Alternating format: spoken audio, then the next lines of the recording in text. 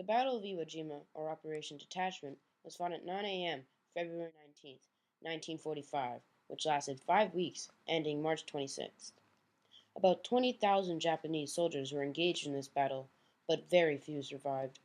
There were a total of 24,000 deaths, 6,000 being U.S. Marines, and 18,000 to 19,000 being IJA, Imperial Japanese Army. The reason for the surprisingly high amount of deaths was due to many different factors.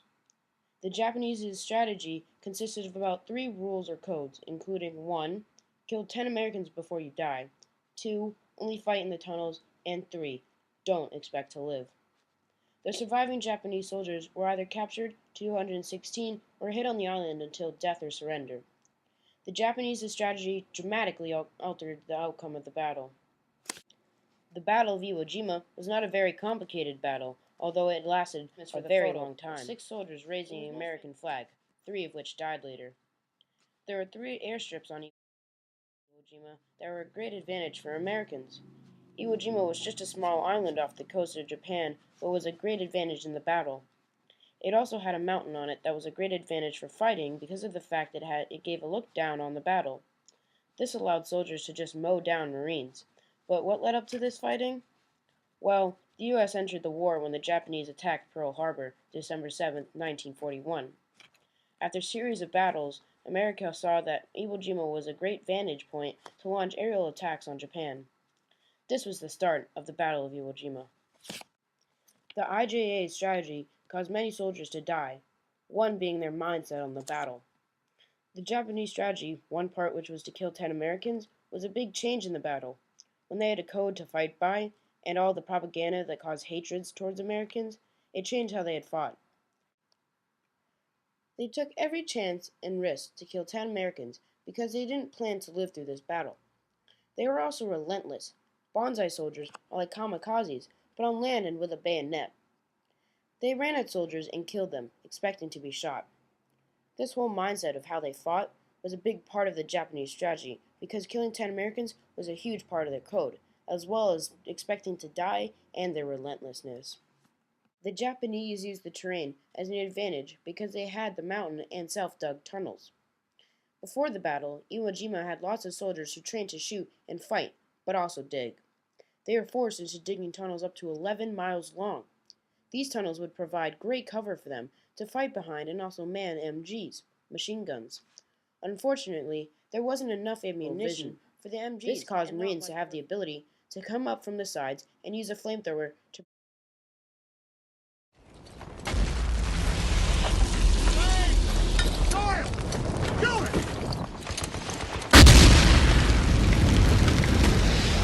Don't shoot! Let him burn! The mountain also had different levels which the IJA could retreat up. They could only do this until the Americans forced them up to their last level, and this did happen. This was another way the IJA tried their best to last as long before defeat was inevitable, leading to a lot more deaths and injuries. The amount of resources the IJA had been very low. They lacked not only simple resources like food and ammunition, but soldiers as well.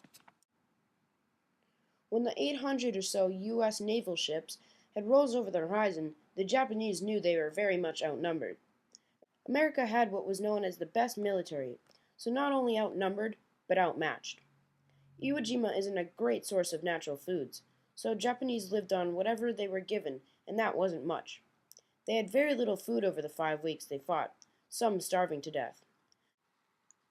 Their MGs were a great advantage, but unlucky for them, they had very little ammo. The MGs were mainly what they relied on, because they knew they were no match against a Marine. These lack of resources really affected the Japanese, because they had to evacuate the tunnels. The Japanese strategy included having the ability to fight in the tunnels, but their lack of resources made it hard to stay in. All in all, the Japanese went into this battle and dramatically changed how both sides would come out. The Japanese strategy caused many deaths on both sides. Forfeit was reasonable at almost any time in the war, because since Pearl Harbor, when the Japanese failed, they knew they couldn't win. Their attempts at killing 10 Americans were a big part of how things changed in the Battle of Iwo Jima.